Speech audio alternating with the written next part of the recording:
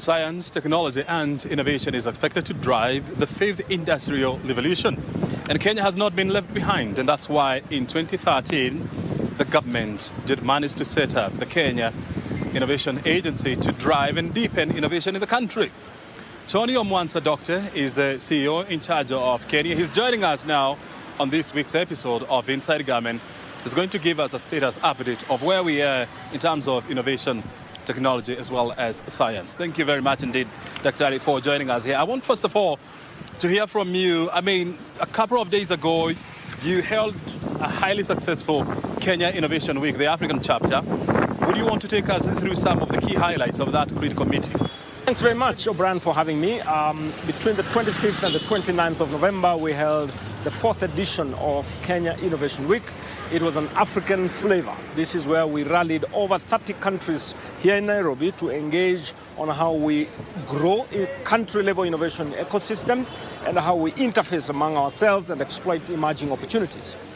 We had 27 summits that happened between those 5 days, ranging from skills, young people in high school, the policy issues, issues of funding, issues of leadership.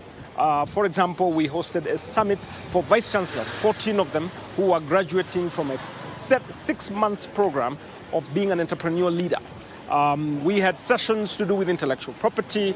We had sessions to do with access to funding and debates about whether we have sufficient funding, whether we have appropriate instruments. We had sessions about the innovation ecosystem and how it's growing, private sector participation in this narrative, and so on and so forth. And one of the amazing things is we actually launched a Pan-African network for innovation agencies. Because of a realization that we need to leverage each other's strengths and also open opportunities for startups that are emerging from different countries to have access to those markets. We call that a soft landing program. We also had a privilege of hosting the head of state, Dr. William Samoei Ruto, on the 27th of November, who officially opened the Innovation Week and also made significant declaration. And one of them, he actually decided to move the Innovation Agency from the Ministry of Sports, Creative Economy and Arts through the Office of the President. And that's as a result of realization of the value of placing the Innovation Agency at a strategic level to influence across the entire ecosystem. Mm-hmm. I still want to touch base on that issue. Yeah.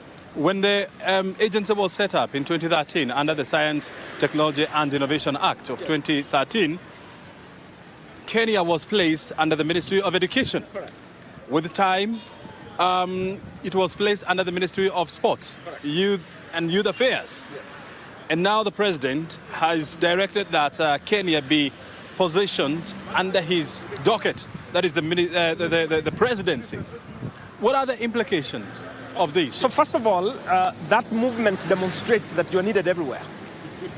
The very fact that someone decides to put it under Ministry of Education is because it was driving science, technology and innovation and higher education issues. And a lot of research happens in institutions of higher learning. When you move to the Ministry of Youth Affairs, Creative Economy and Sports, it's because of the realization that you need to work with the youth to identify these innovative ideas and nurture them towards successful startups.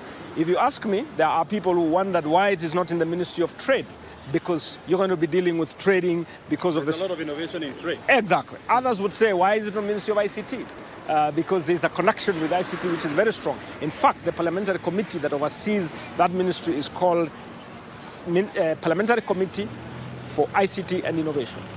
So then, now, basically the realization is that innovation is a cross-cutting matter. It affects everyone because you have to work with students and build their capacities to be innovative. You have to find a way to work with trade because you need to commercialize this kind of solutions. You need to work with the Ministry of ICT because you leverage the infrastructure that they are building. And then you work with sectors like agriculture, like health, because we need to innovate in these areas, in roads and so on and so forth. So now the head of state realizing that this is a horizontal issue, it's not a vertical issue, all right? Because of that, second is that you have to have an aerial view of the development of the ecosystem in order to succeed with innovation as a country. Now, there are several countries that have succeeded to drive this agenda and place it at that high level. Classic examples like Korea, we have work like that in Israel, we've got work like that in Singapore. The top 20 countries on innovation in the world, led by Switzerland, have put innovation at a very strategic level. You have oversight, and you know that innovation is a value chain. It's not an occurrence, it's a value chain. You have to keep building people from their lowest level of education so that you can open up their minds to be creative, to be collaborative, to be critical thinkers. So you have to feed into that agenda of capacity building. You have to feed into the private sector. You know, when innovation thrives, at the very end of the value chain is that private sector supports a lot of the innovation efforts. That's where the funding comes from. Now, if you're in one ministry, you may not relate very well with the ministries that deal with private sector a lot. So the essence of placing at the office of the president, one, is the realization of how important the agenda of innovation is. It needs to be led very strategically. Second is the ability to have the area of view. And third is the ability to build standards and best practices across the various ministries, departments, agencies. Think about the capacity building of policymakers on how to drive innovation. Now, if you do that in one ministry, then you deny an opportunity for other ministries to work. Thirdly, the head of state decided to significantly increase the budget of the innovation agency. It's as a result of realization of the potential impact. Now, look at the challenges that the youth may be facing. Jobs, jobs, jobs is our greatest challenge. Now, for you to solve that problem, you need a multi-ministerial approach, and you need that area of view to ensure that you identify where opportunities are and nurture them towards commercial value. And that was really a momentous opportunity for the country. I still want to hear this from you. Yes. I mean, by placing Kenya under his wings, Yes. This comes with tremendous amount of responsibility. And it also comes with more budget. Correct. What is it going to change for Kenya? And what are we likely to see a re-energized Kenya going forward? First of all, it's absolutely yes. It's a re-energized Kenya. One, we need to have presence across the country. Innovation happens everywhere. If you go to the county levels, you'll see lots and lots of ideas that are emerging out of there, which means for you to tap them, you need the human capacity all over the country to harvest. So one of the issues we're going to be dealing with is getting more technical staff in the innovation agency who then help in the scouting, in the nurturing, in the standardization, in the export of these innovative ideas. We talk about technology transfer all the time.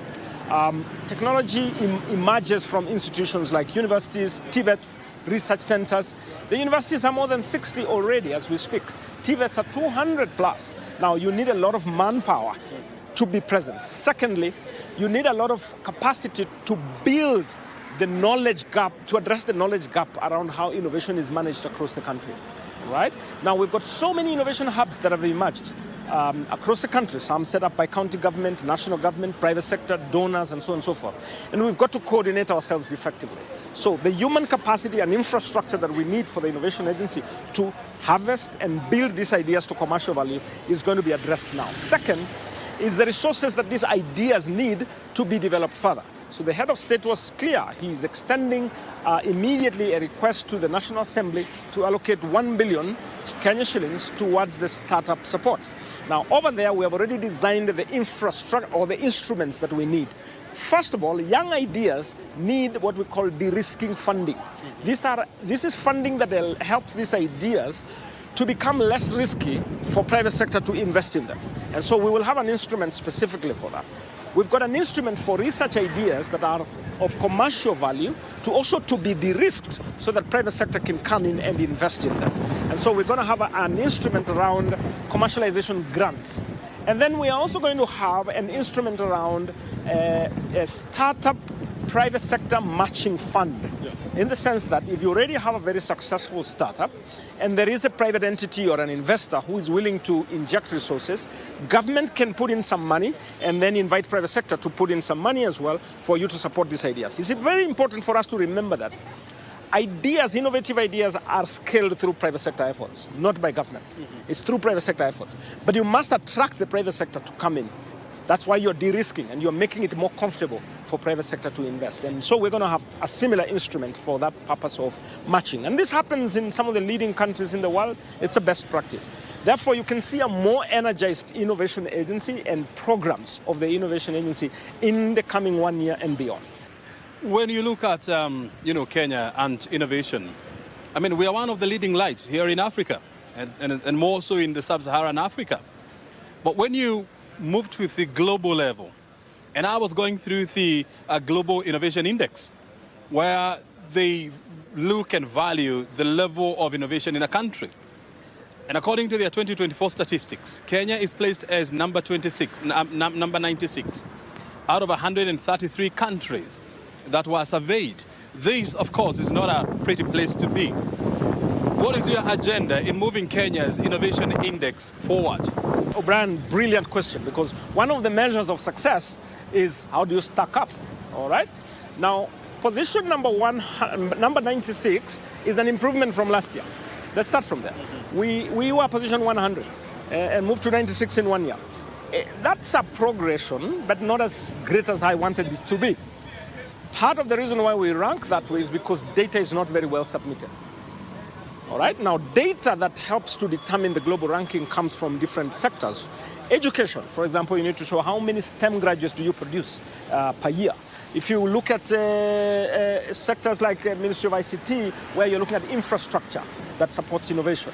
You go to industry, where you look at the funding and the infrastructure for trade and export and so forth. You go to the creative economy. They measure things to do with film and creative content that is coming out of it. So because sometimes we are not very effective in the way we submit our data, we don't get ranked fairly. Now, one of the issues we're going to be addressing within the next 1 year, and we have created some kind of a task force, is to have a multi-ministerial approach. And this is the power of positioning at the head of state's office, because then it is easy to coordinate yourself. So that's one issue around data and reporting. But the second issue is that we have put together a 10-year innovation master plan, which was launched by the head of state in 2023 last year. Now, the master plan projects that within the next 10 years, we should be below number 50, by all means. Number 50? Yes, correct. In the next 5 years? Within the next 5 or so years, we should be. Now, this year we've put our target that we're coming below number 90. So it should be 80-something by the end of this year. And we're going to have a report, actually not this year, by end of next year, because in September they will be releasing another report. And we've put up a framework to get us moving forward in that direction. Now, it's important to also observe that Kenya leads in Africa in terms of funding that is coming to support innovation from investors globally. And that's a very good sign. Other countries like South Africa, who rank better in the Global Innovation Index, are ranking poorer in access to funding from the global ecosystem, which means the global ecosystem recognizes Kenya as a place where innovative ideas can thrive well, and if they are well supported, and that's why resources come in. So there are things that work in our favor, and we just need to organize and streamline ourselves to ensure that we stack up better globally, and we are able to export more ideas. The other bit I also want to mention that is likely to improve our ranking is the IP regime, intellectual property regime. The way intellectual property is identified, protected, commercialized, and exploited is a reflection of the strong innovation ecosystem. And this is one area we haven't been very successful, but we have already mobilized resources and partners for a national IP policy. And by March next year, April next year, we should have revealed our national IP policy, which then starts to support institutional policies. For example, if you go to a university right now, or a research center, or a hospital, a teaching and research hospital, you will find that there's a lot of intellectual property. How well it is managed, protected, and exploited in terms of its commercial value is sometimes in question. You will find people who already exhibit their ideas, or they present their PhD thesis, and there's intellectual property right there. But because it is not well systematized to be protected, and the people well incentivized so that they can protect and exploit the intellectual property, it shows some weakness there. And that's one of the areas we really want to strengthen over the next couple of years, and I bet you we're going to significantly improve our global rank. It is easier to say that you want to move the country from position 96 to below 50 in the next 5 years. But this will require a significant amount of heavy lifting, collaboration, as well as funding. What are you going to do as an agency to ensure that there is a whole government approach to ensure that everyone is pulling in the same direction? Thank you very much. Brilliant question. The first issue is positioning. And the head of state was clear enough. He understood the issue consistently, how we've worked, and he has actually placed the innovation agency at the office of the president. That's factor number one. Now, that gives you this latitude to engage effectively across ministries and private sector, government, academia. So that's one issue, and we've already started putting our plans in place on how we are going to engage. Remember, we didn't start existing yesterday. We've been thinking about what to do, and we've activated a number of these initiatives, but we couldn't deliver some, largely because of the positioning.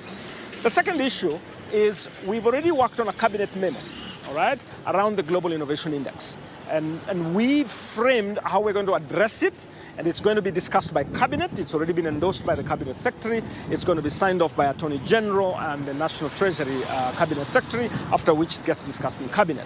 What that will do, it will position the Innovation Agency at a good relationship with the institutions that manage the Global Innovation Index, for example. And with that, it gives us the mandate to follow through the details of what it takes to improve our global ranking. One of the issues, like I mentioned, is data. The coordination and harvesting of data is one area we're going to significantly improve. Now, when you have correct data, you make good decisions as a result. When you don't have timely and correct data, you don't make very good decisions. We're going to be addressing that. When you have the data, then you develop appropriate interventions. Now, for example, we've started interventions around universities. And we say, look, we've got to build venture-based learning programs. We're going to be working with the Commission of University Education to support venture-based courses, for example, where at the end of the graduation, you come up with a venture, all right? Because a successful innovation ecosystem is about how many new innovation-led ventures do you actually create. We're already in discussion with funders. We've established a network of funders. And one of the areas you will see the Innovation Agency champion a lot is bringing together development partners who are supporting the national innovation system in one way or another. We also have the component of private sector funders who are looking for innovative ideas to fund.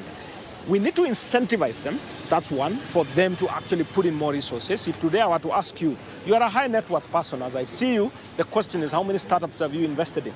I don't know, but at least I know you may have bought a piece of land or bought some property somewhere. Now we have to incentivize you to also take high-risk opportunities, but have high-risk, high-value, potential high-value. So we have to incentivize you. That means we need to work with the National Treasury, we need to work with the National Parliament to help us think through the right policies and the legislative environment to support that kind of work. The other area that we are going to be working a lot on is incentivizing researchers and innovators to develop their ideas. We're going to be putting together what we call technology transfer offices. We already are designing one which is going to be at national level that enables people who have come up with very amazing research outputs. We call them now technologies. They've created technologies. And these technologies need to be transferred to private sector.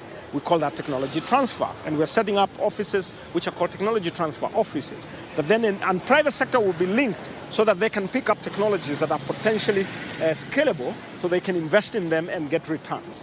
So with this in mind, we've got the blessings of the head of state, we've got the blessings of the cabinet, and we are trickling down to work across different sectors. And by the way, one of the issues we're working on now is clustering.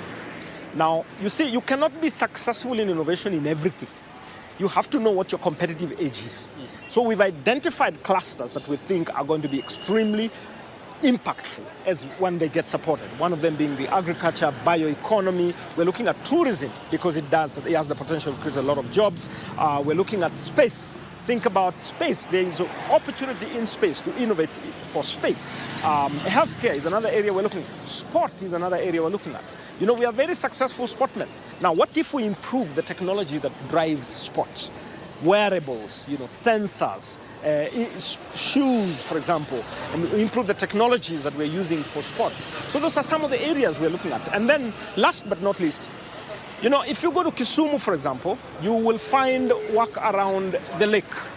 And we are looking to build innovation hubs and incubation hubs that support ideas that emerge from such kind of an environment. If I take you to Taita Taveta, and you look at the development authority and the development opportunities there, minerals are amazing, and we can innovate in those kind of areas. So we are also going to be clustering sections of the country and say, this is where your competitive edge is. We're going to try and build an innovation master plan for your region that leverages what you're strong at. We're going to try and support the academic institutions to work closely with the private sector in those regions to conduct more research, come up with commercial value that then we can scale up. And so we've got a master plan. Thanks, because we have a 10-year innovation master plan that the head of state launched. The 10-year innovation master plan does not talk about a sector like agriculture. It cuts across, and it helps us to identify where could be your strength and how do we cascade the positive effect of working in those sectors. So like I mentioned, the key pillars of the master plan, including skills. If you go to China today, an elementary child, a child in elementary schools learns about intellectual property. Now, we have to embed skills for innovation from bottom up. That means we work with the Ministry of Education. We talk about infrastructure. This is labs, fab labs, thinker spaces, incubation centers, and we want to spread. Already the Ministry of ICT is working a lot on that. And all we need is to coordinate and make sure we have good standards, we have maximum utilizations of those facilities, and so on and so forth. We're talking about access to funding, and that's why I mentioned private sector and the donor space that is active in supporting the innovation ecosystem. I've talked about access to markets, so we've got to work very closely with the Ministry of Trade and the Chamber of Commerce to make sure that ideas that are progressive find their way to market. And finally, it's the policy issue. So we are very keen looking at the policy. We're setting up an innovation policy for the country. The IP policy I already mentioned. We're working on a commercialization policy because many ideas don't get commercialized because there is no appropriate framework. And there you go. Thanks. Good. You see, it has always been said that Kenya has never been, we've never been in a place where we have shortage of ideas, of policies and proposals. But the issue has always been implementation and scaling up of those ideas to get them to commercial level. And I do agree with you that you have great ideas and you sound brilliant, with your proposals. But how are you going to scale up these innovations, these ideas, to get to what we call the commercialization level? Yes. Amazing question. We struggle a little bit with implementation, and we don't have a lot of people who are good at translating visions and strategies into practical solutions. I'll give you 3 or so that we've done over the last 2 years just to demonstrate how we're creating jobs, and we're going to scale these initiatives. One of them is the Presidential Innovation Challenge and Award mechanism. So we engaged the head of state who agreed that we can set up a framework that enables us to scout very promising innovations and then recognize them and then nurture them into commercial value. Last year, we did a pilot and identified 30 amazing ideas from 30 counties, and each of them was recognized and given some resources. Thereafter, the president actually gave them a presidential award, which was up to 5 million shillings. Now, this year, we had an opportunity to showcase the product. What is it that has happened over the last 1 year as a result of that support? The president himself announced more than 300,000 jobs are being created as a result of that support. Some of the jobs are direct and others are indirect. I'll give another practical example that we've worked over the last couple of years. We run an acceleration program called R2C, Research to Commercialization. So here we've spent a lot of time immersing ourselves in the ecosystem where research happens and meaningful products are coming out of it. But probably because the system was not structured to support them to become commercially viable, those ideas were kept in the shelf. If today I take you to Kirdi, Calro, Kemri, universities that we have here, we were amazed at the number of ideas and research products. And so we designed this R2C program, and we've been supporting a number of them. Some of them have gone ahead to raise their own money as a result of the interventions that we put in place. We built their capacities, we helped them with networks, and so on and so forth. And some of them have built enterprises. We actually have several enterprises that have come out of it. We have jobs that have been created. We have funds that have been raised. So we have already piloted what I am talking about, and we've seen now where the gaps are for us to scale that initiative. So this year, the head of state agreed to more than double the budget of the Presidential Innovation Challenge and Award because he saw the value. And we promised now this year we're going to be working with 4 categories. We've got startups, we've got youth, we've got students, and we've got researchers. And each of those tracks will be supported to create more jobs and enterprises. Not only are we working on that, we are scaling our R2C program to benefit more institutions. We've been working with about 14 universities. Now we're expanding that to 25 in the new calendar year, and our goal is to move towards 50 over the next couple of years. All I know is that history may have told us that some people are struggling to translate our great strategies and policies into practice, but the Innovation Agency will always be an exception. This from you, because you've been talking about scaling up investment in research and innovation. When you look at Kenya's budget or what you call spending on research, you're talking about less than 1% of our GDP. And I know there has been plans by the government to move this to about 2% of GDP. We are yet to achieve this. How do you plan to convince the government, now that you are in a what we would call advantage position, to increase spending on research and innovation? Thank you very much. The head of state was kind enough to position the Innovation Agency under his wings. And that means we get closer enough to demonstrate and articulate what is this that government needs to do for us to exploit the potential of science, technology, and innovation. So right now, the point is that we've got that vantage point and an opportunity to engage. But it is important to realize that we don't convince on the basis of words. We convince on the basis of outputs. Now, I've just given examples where we've demonstrated meaningful output, and we say, you know what, if you can actually add more resources, here is the empirical evidence of what we can achieve with that. All right, now we will have an opportunity to engage a lot more closely on this. I am completely persuaded that the potential is not in question. What we may have struggled with is having the opportunities to demonstrate the potential impact of this kind of investment. It is important also to look at it as an investment. Government is interested in seeing what is the return on investment, and it must be articulated in the language that the head of state and the National Assembly and the cabinet understand. Here we're talking about jobs. What is the evidence of the jobs that are being created? What is the evidence of funding that we are attracting from other sources as well? And as an innovation agency, we are extremely aggressive in mobilizing resources to complement what the government is able to pull in. Third, we're looking at wealth. When people sell off their startups or their enterprises and they hand them over to somebody else and make some money out of it, and the wealth remains here, so people become better off. Now, that's another parameter. And then global competitiveness. Remember, we're talking about the Global Innovation Index.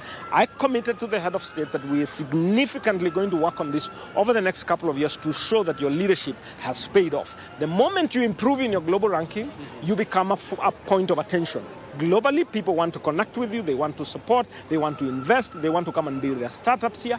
We talk about the policy environment. The better the policy environment becomes, the more attractive you become. And when you become more attractive, your funding goes higher, because when they're seeing more return on investment, they inject more resources. I bet you we're going to fix it. I also want to find out this from you. I mean, you've been hosting the Kenya Innovation Week every year. And there are people who are rewarded for various innovations. I still want to hear this from you. This is in regard to the Kenya Innovation Week. For the last 4 years, we've been having this event. There are winners who are awarded for various innovations. Where do they go after the award ceremony? If you go to our website, Kenya Innovation Agency website, we keep tab of every recognized person through our processes. We have a very robust and rigorous process of identifying, sieving, evaluating, capacity building, facilitating, and then monitoring and evaluating. So for us, the database that we've worked with, the startups that we've worked with, they're all available. Many people sometimes think that you have to find the startups in a certain incubation program, that I have to go physically and see them. The point is that the innovators are everywhere. The startups are everywhere across the country. Some are in some acceleration program. Some have already started running their own businesses. Some are in some incubation program, in some university, and so on and so forth. So for us, we keep track and tab. And we produce what we call a Kenya Innovation Outlook, a report at the end of every year of the progress that we are seeing out of the interventions that we have. So we've got interventions around the innovators or the startups that have been recognized and funded. And we are able to tell you how many jobs are being created as a result of the interventions that we made. And we've done the pilot for the last couple of years, and now we're looking to scale, considering that the head of state, who has come every single year for the last 3 years, has seen the value and has committed to significantly support these efforts. Tony, before I let you go, I also want to hear this from you. Where do you want to take Kenya in the next 3-4 years from here? And what kind of an organization are we going to see that will drive innovation and research in Kenya? If you look at the KRA, it's an institution that collects taxes. I want to see the Innovation Agency as an institution that creates jobs, that creates the wealth. In other words, on one side is an institution that will collect, and on the other side is an institution that actually creates these enterprises, creates these high-value, innovation-led startups. This is the institution that creates joint ventures between private sector and academia. This is the institution that commercializes new ideas and gives us competitive edge as a country.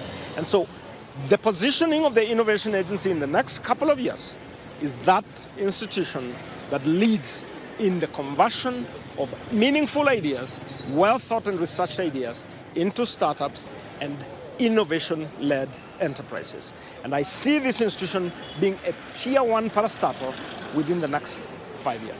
5 years. Johnny Omwanza, we are going to be here, and of course we are going to raise those questions with you. Absolutely. God giving life. Absolutely. Ask me the same question 5 years from now. 5 years from now. Absolutely. It is not far from here. No, it is, and I'm very much aware of that. We shall revisit that. We will be here. Thank you for joining us and of course for sharing with us those insights right here on Inside the Government. Your time is highly appreciated. Thank you very much for having me. Thank you very much indeed. Asante sana. Asante sana. Tony Omwanza is the CEO of Kenya Innovation Agency, joining us on this week's episode of Inside the Government, helping us to understand what the agency is doing to reposition Kenya as a premier technology and innovation hub, bearing in mind that the country is already known as a Silicon Savannah here in Africa. My name is O'Brien Kimani. This is what we do right here on Inside the Government. Thank you very much indeed for your time. We do this again next Friday, same time right here on KBC Channel 1. Until then, have a good time.